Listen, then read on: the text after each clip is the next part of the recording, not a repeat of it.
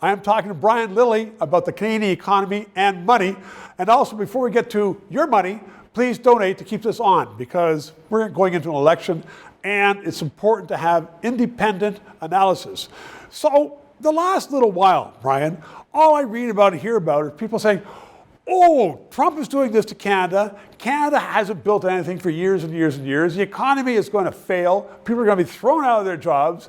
The average Canadian, I'm sensing, just must feel pummeled. Everybody's beating us up. Well, can we survive? Are we going to be the 51st state? That depends on what we do. I mean, do we want to fight? Do we want to thrive? Do we want to throw the shackles off? Justin Trudeau has been shackling our economy for years. He's been throttling us. And Mark Carney will be no different. So he said he's no different. He said Trudeau's been doing all the right things. So if we want to go down that road, yes, we're going to suck. We're going to be losers. We could end up becoming the 51st state as we go bankrupt.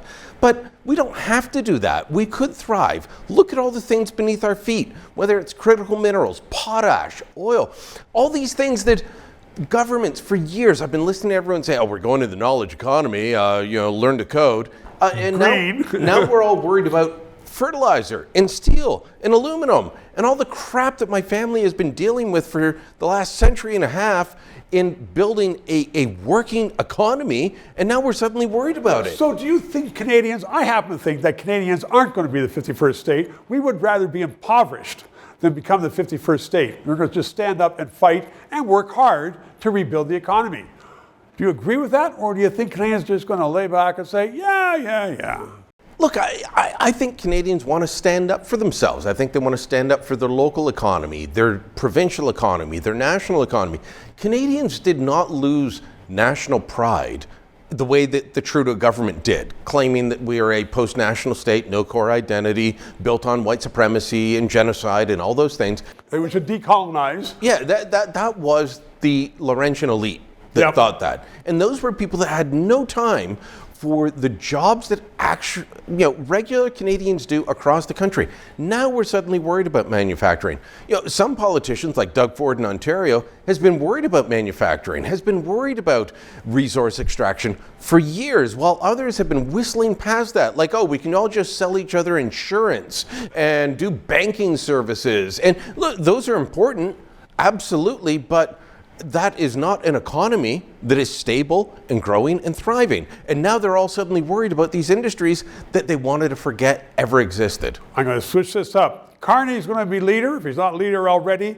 Can they get rid of the stench of the last 10 years? Because he's got the same advisors advising him as Trudeau did for 10 years. Everybody in the Trudeau PMO is around Mark Carney. It is the same team. It's like when you traded out the lead singer of AC/DC.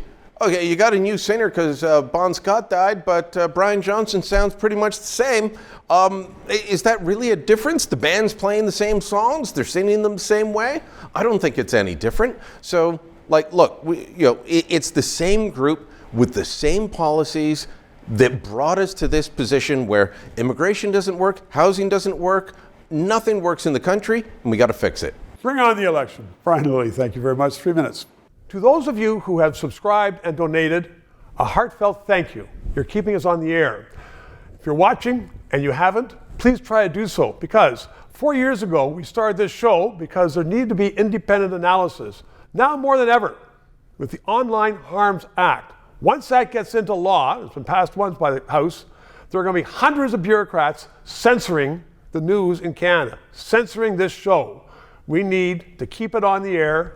Thanks for your support.